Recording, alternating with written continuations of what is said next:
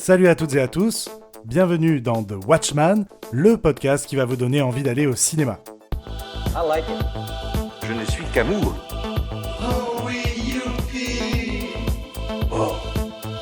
Je suis Kevin Robert, votre guide des salles obscures, et aujourd'hui je vous parle de L'Innocent.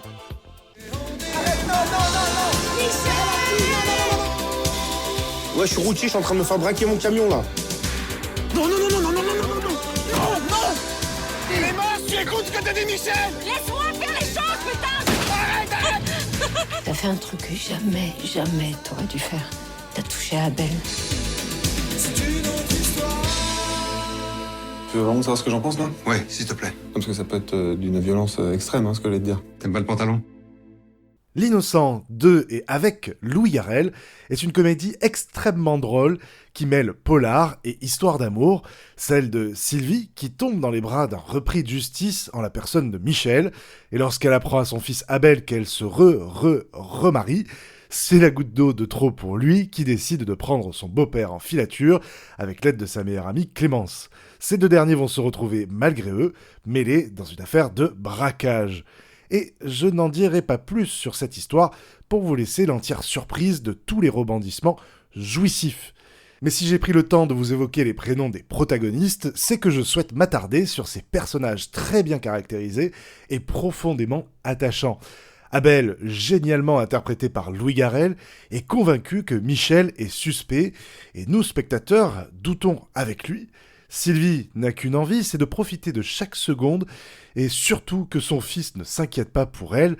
À la fois folle dingue et attachante, Anouk Greenberg incarne magnifiquement bien cette mère qui a beaucoup d'amour à revendre. Quant à Noémie Merlan, que nous connaissons surtout pour des rôles très sérieux, elle se lâche complètement dans ce rôle de Clémence, à la fois légère et maladroite. Enfin, Roche Dizem est impeccable comme toujours. Tout ceci semble facile pour lui, il est à mon sens aujourd'hui l'un des meilleurs acteurs français de sa génération. Il est évident qu'il y a une très bonne alchimie entre ces quatre comédiens. Nous sentons que l'acteur-réalisateur prend le parti de l'acting avant tout, et je crois que c'est sa force principale, celle de valoriser le collectif avant toute chose. C'est ce qui rend les scènes très vraisemblables, alors que les péripéties sont souvent rocambolesques. Une particulièrement est celle où ils doivent répéter le déroulement du braquage. Les acteurs jouent aux apprentis acteurs. Louis Garrel s'amuse avec nous, et nous nous amusons avec lui. Les trajectoires des quatre inadaptés arrivent à former un tout poétique et loufoque. La cohérence du récit est ce qui m'a le plus impressionné. Il fonctionne en miroir, comme si nous plions une feuille de papier en deux, la pliure étant le milieu du film, et à partir de ce point de non-retour, le développement de chaque personnage se fait comme une belle évidence. Le côté tragicomique est renforcé par la bande originale du film, composée de tubes de variété française à la fois kitsch et charmant. Pour les amateurs, nous retrouvons Nuit magique de Catherine Lara, Une autre histoire de Gérard Blanc que vous avez entendu dans la bande-annonce, et Pour le plaisir d'Herbert Léonard. Ces titres enrobent le tout avec beaucoup de tendresse et créent un décalage comique très réussi.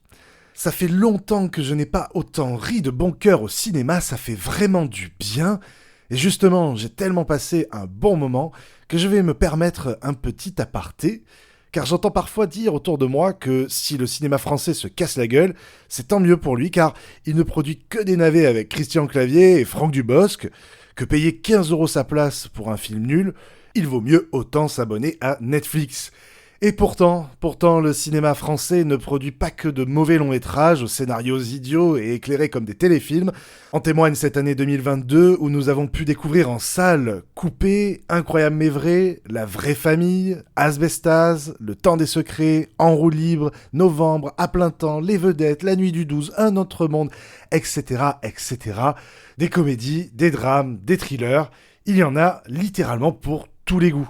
Pourtant aussi, le cinéma n'est pas si cher que ça, car le prix moyen d'une place de cinéma en France est seulement de 7 €. Oui, 7 €, alors que c'est 8 € en Espagne, 9 € en Italie, 11 € en Belgique, 11,40 € en Angleterre, 12 € en Allemagne ou encore 14,80 € au Danemark. En France, seuls 15% des billets sont vendus à plus de 10 €. Voilà la réalité des chiffres. En tout cas, des tarifs réduits existent et sont accessibles à tous. Renseignez-vous dans votre cinéma le plus proche. Ah, et comparer le prix d'un abonnement mensuel d'une plateforme de streaming qui équivaut à une place de cinéma, c'est un petit peu comme si nous mettions sur le même plan un repas à la maison et un dîner au restaurant. Ça n'a rien à voir, le plaisir n'est pas le même. Nous avons la chance d'avoir l'une des plus grandes industries cinématographiques du monde. En France, le cinéma est l'un des plus accessibles et diversifiés, avec la plus forte densité de salles d'Europe. Alors, profitons-en. Je ferme ma parenthèse pour vous inviter chaudement à découvrir en salle L'Innocent, un film tendre et réjouissant qui s'adresse au plus grand nombre. Je vous remercie de m'avoir écouté et je vous retrouve très vite pour de nouvelles aventures cinéphiles. En attendant, allez voir des films en salle au cinéma. Salut! C'était fabuleux. On va rentrer. C'est payé, on va rentrer. Go home. It's all over. Thanks.